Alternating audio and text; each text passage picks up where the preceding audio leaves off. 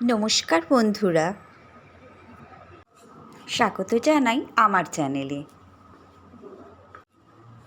যাত্রা শুরু করলাম কলকাতা নেতাজি সুভাষচন্দ্র বসু আন্তর্জাতিক বিমানবন্দর থেকে।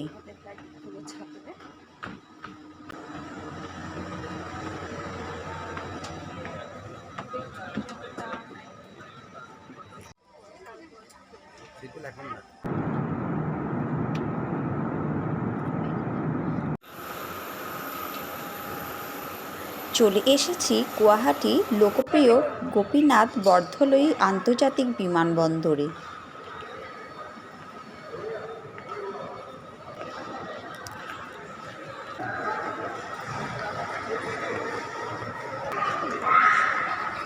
এই গুয়াহাটি এয়ারপোর্ট থেকে আগে ঠিক করে রাখা গাড়িতে করে দিরাংয়ের উদ্দেশ্যে রওনা হলাম। পরন্ত বিকেলে দাঁড়িয়ে যাব এখন কামিং রিভারের পাশে। ইচ্ছে করলে বোটিংও করা যেতে পারে, খুব সুন্দর লাগছে। ক্যাম্পিংয়ের জন্য বিখ্যাত নদী হলো কামেং নদী। এই নদীর স্বচ্ছ জল এবং পাথুরে তীর বনভোজনের জন্য স্থানীয়রা এসে থাকে। কামেং রিভার তাছাড়া নদীতে রাফটিং করা, মাছ ধরা, পাখি দর্শনের জন্য অ্যাডভেঞ্চারাসদের এই জায়গাটি অত্যন্ত গুরুত্বপূর্ণ। এবার চলে এসেছি ভালুকপং চেকপোস্ট। এই জায়গাটি হলো অরুণাচল প্রদেশের প্রবেশপথ। এখানে ইনার লাইন পারমিট ILP অপরিহার্য, ভারতীয় নাগরিকদের জন্য খুবই প্রয়োজনীয়। এই আবেদন অনলাইনেও করা যেতে পারে। অরুণাচল সরকারের অফিসিয়াল ওয়েবসাইটে আবেদন করা যায়। আবেদন করতে লাগছে পাসপোর্ট সাইজের 2টি ছবি, আধার কার্ড, ভোটার কার্ড বা ID প্রুফ। আর এই আবেদন পারমিট হলেই প্রিন্ট আউট নিয়ে আসতে হবে। এখানে পারমিটটি দেখাতে হবে, ওনারা যাচাই করে দেখবেন। এইসব কাজগুলো কমপ্লিট হলেই তবে অরুণাচল প্রদেশে প্রবেশ করা যাবে। এই ভালুকপং টিপ্পি গ্রামে রয়েছে টিপ্পি অর্কিড রিসার্চ সেন্টার, যেখানে রয়েছে 100টি প্রজাতির অর্কিড। সকাল 8টা থেকে 4টে পর্যন্ত খোলা থাকে, আর রবিবারে বন্ধ থাকে। আজ যেহেতু রবিবার তাই আমরা যেতে পারিনি। চলে এসেছি দিরাং হোমস্টে, যা কিনা দিরাং নদীর তীরেই অবস্থিত।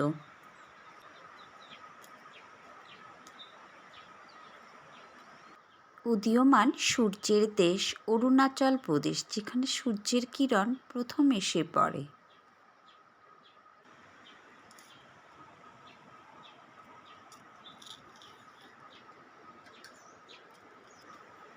এমন সুন্দর জায়গা যেখানে সারাটা দিন কাটানো যায় এখানে বসে থেকে থেকে। অরুণাচল প্রদেশের পশ্চিম কামেং জেলায় অবস্থিত দিরাং উপত্যকা হলো শান্ত, মনোরম, সবুজ পার্বত্য জায়গা, যা সমুদ্রপৃষ্ঠ থেকে প্রায় 4900 ফুট উচ্চতায় অবস্থিত। সুন্দর সবুজ আর সবুজ দিরাং নদী বয়ে চলেছে আপন মনে। আর এই নদীর পাড়ে রয়েছে নানা রকমের ফলের বাগান। Down the highway, windows down low, sunset paints the sky in a fiery glow. Mountains rise up, touching clouds above, valleys below, filled with whispers of love. Hot spring দেখতে আমরা এখন নিচের দিকে নামছি, অনেকগুলো সিঁড়ির ধাপ। চলে এসেছি দিরাং হট স্প্রিং বা উষ্ণ প্রস্রবণ দেখার জন্য। চারিদিকে কেমন ঝিঝি পোকা ডাকছে। ওঠার সময় কষ্ট হবে। চলো চলো। এই প্রাকৃতিক উষ্ণ প্রস্রবণ বা হট স্প্রিং, যা কিনা ঔষধি গুণের জন্য পরিচিতি লাভ করেছে। জায়গাটা খুব সুন্দর লাগছে। একদিকে বয়ে চলেছে নদী, অন্যদিকে রয়েছে হট স্প্রিং, যা প্রাকৃতিক ঔষধি সমৃদ্ধ গরম জল। এই ঝর্ণার জল সালফার সমৃদ্ধ জল। এখানে আবার পুল তৈরি হয়েছে, ইচ্ছে করলে এখানে স্নান করা যেতে পারে।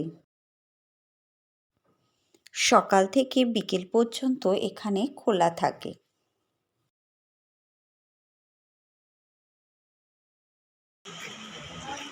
Wrote every scene with the light, from sunrise to starlight, day to night. Nature's canvas unfolding so grand. In this journey we're living unplanned.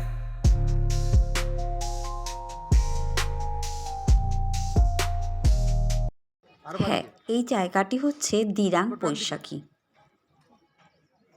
Tawang যাওয়ার পথে এইখানেই সবাই বিরতি নিয়ে থাকে। এখানে আর্মিদের ক্যাফে রয়েছে, যে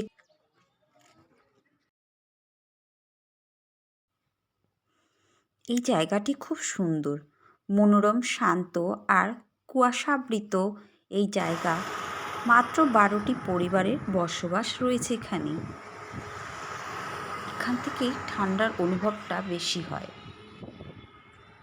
খুব ভালো লাগছে এই জায়গা, খুব সুন্দর।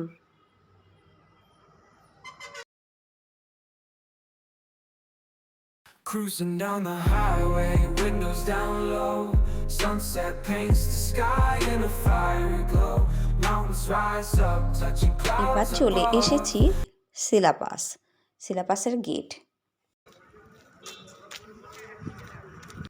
সিলাপাস হলো তিব্বতী বৌদ্ধ ধর্মের একটি পবিত্র জায়গা। বৌদ্ধরা বিশ্বাস করেন যে পাশে এই যে যত লেক আছে, 101টি লেক বা হ্রদ আছে, এই লেকগুলো হচ্ছে খুব পবিত্র। এই জন্যই এই জায়গাটা হচ্ছে পবিত্র জায়গা। আর এছাড়া 1962 সালে চীন ও ভারত যুদ্ধের কথা তো আমরা সবাই জানি। তখন যশবন্ত সিং রানাবত ছিলেন রাইফেলম্যান।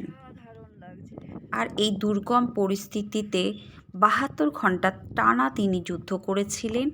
আর তাকে সাহায্য করেছিলেন 2 মম্পা নারী, সেলা আর নুরা। সেলা চীনের হাতে ধরা না দিয়ে আত্মবলিদান দেন এই লেকে।